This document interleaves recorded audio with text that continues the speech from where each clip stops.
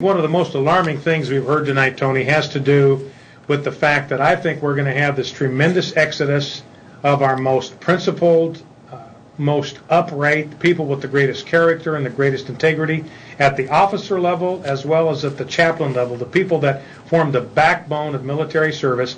And often these are people that come from rural communities where they've had certain values instilled in them of honesty, loyalty, fidelity in marriage, service to country. They've had these values inculcated in them from the time they were children.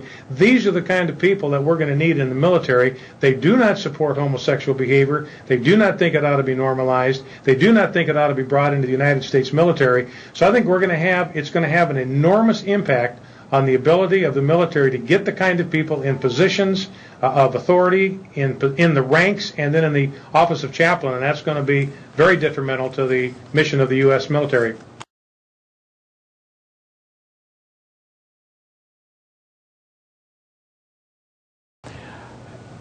I'm sure this thought has come to your mind. You may have even been asked about it as someone considering getting into the military.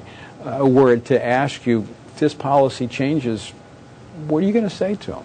I would tell them to serve anyway. If all men of courage and men that had a moral compass were to leave the military, then we wouldn't have a military. There'd be nobody left to serve and protect. So I don't really, I would serve regardless of what comes out of Washington. Even though I disagree with it strongly, I love my country more. So I would understand if parents had concerns. I was a recruiter for several years, and I sat and listened to parents' concerns, talked with them. You know, they asked me a lot of questions about the wars and a lot about the liberal agenda. But I would tell them, serve anyway. Absolutely.